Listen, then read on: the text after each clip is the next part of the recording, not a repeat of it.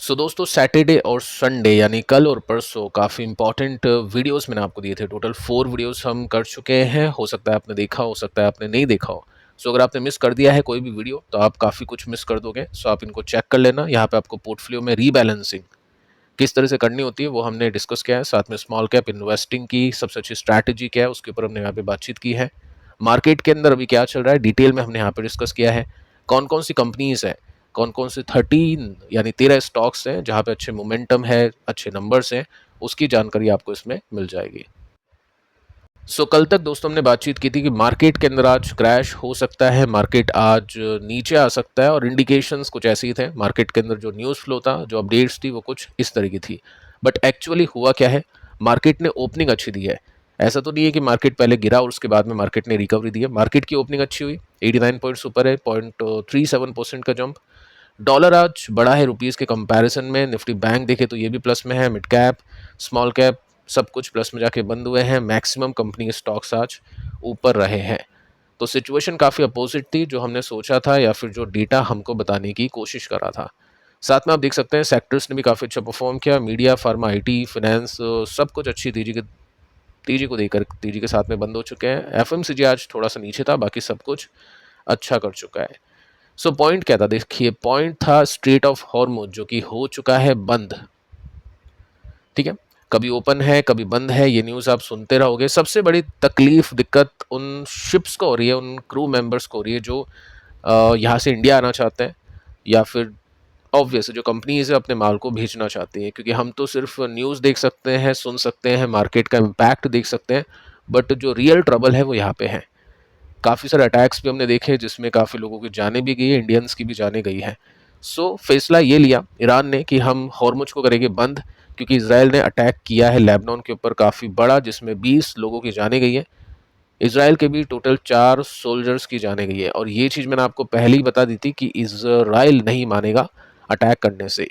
ठीक है, आगे चलते हैं और यहाँ पे आप सिंपली नोट कर सकते हैं कि स्ट्रेट ऑफ हॉर्मुज बंद है दोबारा से और कोई भी ओपन होने का इंडिकेशन नहीं है। मार्केट ऊपर क्यों गया? क्योंकि दोस्तों हुआ क्या है, जो मैंने आपके साथ में शेयर किया था सबसे कल के फर्स्ट वीडियो के अंदर, कि अब ये जो जेडी वेंस है ये रश कर चुके हैं पाकिस्तान मीटिंग करने के लिए, पीस टॉक करने के लिए। अब हुआ क्या है, पीस टॉक हुई है और पीस टॉक के अंदर काफ़ी कुछ पॉजिटिव सुनने को मिला है। अब वो पॉजिटिव है या नहीं उसको चेक कर लेते हैं। फर्स्ट आप देख सकते हैं कि जो पहला राउंड था यूएस ईरान की बातचीत का वो हो चुका है ख़त्म और इसका जो आउटकम आया है वो काफ़ी एनकरेजिंग है। प्रोग्रेस काफ़ी अच्छी है। ये मीडिएटर ने कहा है जो कि है पाकिस्तान। अब यहाँ पे कितना बिलीव करे नहीं करे वो आपके ऊपर डिपेंड करेगा। फिलहाल मार्केट ने इसको बिलीव किया और मार्केट ने उसके बेसिस पे तेजी पकड़ी है।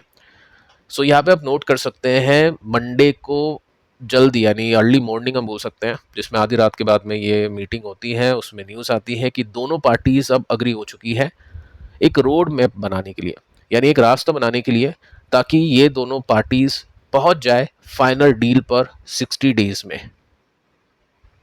एमओयू साइन हो चुका है, उसका कोई मतलब है नहीं, मैं आपको बता चुका था, वो एक प्री डॉक्यूमेंट होता है जो कुछ खास होता नहीं है। सबसे इंपॉर्टेंट है फाइनल डील।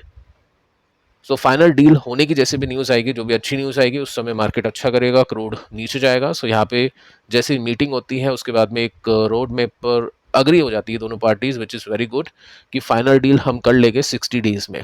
ये पॉसिबल हुआ, उससे अच्छा फिर कुछ है ही नहीं मार्केट के लिए। साथ में आप देख सकते हैं कि कुछ अच्छे प्रोग्रेस किए इन्होंने, और जो लेबनान पे अटैक कर रहे हैं उनके ऊपर भी यहाँ पे यूएस ने काफ़ी पॉजिटिव कहा है कि हम इजराइल को रोकेंगे। ये कुछ पॉइंट्स हैं जो मार्केट को काफ़ी पसंद आते हैं। इसके साथ में आप देख सकते हैं कि यहाँ पे एमओयू के अंदर ये बातचीत हुई थी कि वॉर हर फ्रंट पे रुकनी चाहिए, इंक्लूडिंग लेबनान। लेबनान में तो रुकी नहीं है।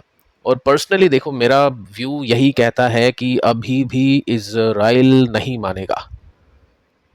इजराइल अटैक करेगा हिजबुल्ला पे, और हिजबुल्ला बताया नहीं जाता है वेबसाइट्स पे, लेबनान बताया जाता है, जो कि काफ़ी नेगेटिव लगता है। ये सब चीज़ें हैं। इजराइल का जो गोल है वो अचीव करेगा, और उसमें यूएस और इजराइल के बीच में भी काफ़ी क्लैशेस आगे चल के हमको देखने को मिल सकते हैं। ये मेरा पर्सनल व्यू है। और अगर ऐसा होता है तो फिर मार्केट के अंदर तूफानी तेजी, तूफानी गिरावट, एक दिन मार्केट ऊपर है, 2 घंटे बाद कुछ और न्यूज़ आ गई, ये सब चीज़ें आप फेस करने वाले हैं।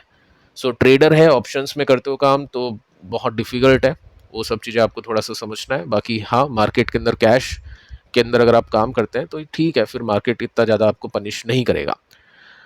सारा खेल डिपेंड करता है इस व्यक्ति के ऊपर। देखो यूएस में कौन गया, ट्रम्प तो गया नहीं, जेडी वैंस गया, तो वो अपने हिसाब से बात करेगा। जिस तरह से ट्रम्प का रवैया है, ईरान के अंदर भी दोस्तों कुछ ऐसे लोग हैं जो ट्रम्प की तरह ही काम करना पसंद करते हैं, और इसी वजह से मैं आपको बता चुका हूँ कि वहाँ पे 2 ग्रुप हैं। एक चाहता है कि वॉर खत्म हो, सब कुछ ठीक हो, एक चाहता है नहीं, लड़ाई कंटिन्यू रहनी चाहिए।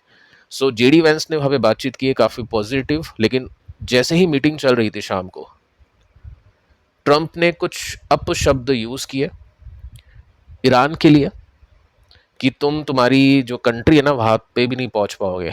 धमकी दी है फर्स्ट, यहाँ पे आप देख सकते हैं जैसे ही मीटिंग चल रही थी, पहला राउंड चल रहा था, वेंस वहाँ पे था, लेकिन ट्रंप ने यूएस में रहकर धमकी दी। और इसके अंदर आप देख सकते हैं कि अगर तुमने स्ट्रेट ऑफ हॉर्मुज को बंद किया तो तुम्हारी कंट्री बचेगी नहीं। ठीक है, जब तक ये 2 आइडियोलॉजी रहेगी, जब तक ये 2 दिमाग रहेंगे, जब तक चीज़ें सॉर्ट नहीं होगी, ये चीज़ आपको समझनी चाहिए और उसके बेसिस पे काम करना चाहिए। और जितना जल्दी हम समझेंगे उतना अच्छा है, जितनी जल्दी हम ये चीज़ समझेंगे उतनी अच्छी हम ऐसी कंपनीज पकड़ेंगे जहाँ पे अच्छे नंबर्स आ रहे हैं, अच्छे नंबर्स आने की संभावना है। आज काफ़ी कुछ बड़ी न्यूज़ आई है कंपनीज को लेकर कि अगले वाले जो क्वार्टर्स उसमें नंबर्स अच्छे आ सकते हैं, कुछ ऐसी खबरें हैं, उसको अपन चेक करेंगे। फाइनली आप इसमें देख सकते हैं ये वार्निंग दी है, और दोनों कंट्रीज बातचीत कर रही थी उसी समय ये जो टेंशन है ट्रंप ने पैदा की है। ठीक है, तो ये सब चीज़ें चल रही हैं। साथ में देखिए दोस्तों, आपने एक मुद्दा और सुना होगा, मेलोनी और ट्रंप का। बेसिकली हुआ क्या है, ट्रंप हर किसी से देखो अब झगड़ा मोल ले रहा है, क्योंकि इनका लास्ट है टेन्योर, और हो भी सकता है ये भी देखो पॉसिबल, अगर सब कुछ इनके अगेंस्ट पहुंच जाए, विरोध कर दे, जो कि काफ़ी पॉसिबल है, तो इनका जो कार्यकाल है, जो भी टाइम है 2028-29, उससे पहले ही इनको निकाल दिया जाए, ये भी पॉसिबल है। मेलोनी को इन्होंने ये कहा कि मेलोनी ने भीख मांगी मुझसे सेल्फी लेने के लिए। वो एक मुद्दा बन गया और उसके बेसिस पे काफ़ी ज़्यादा यहाँ पे चर्चा हुई है। अब इसके लिए ट्रंप ने इटली को दोष दिया है, मतलब ये बात अलग है, बट इसका गुस्सा इटली के ऊपर इस बेसिस पे निकाला है कि इटली चाहिए हमें डिफेंड करे, मतलब इटली यूएस को डिफेंड करे, इटली साथ दे। न्यूक्लियर जो भी थ्रेट मिल रहे हैं या जो भी डील चल रही है, जो भी हम बातचीत कर रहे हैं, सिर्फ अकेला यूएस क्यों कर रहा है, उसके साथ बाकी और कंट्रीज भी होनी चाहिए। वो सब चीज़ें आपको यहाँ पे देखने को मिल रही है।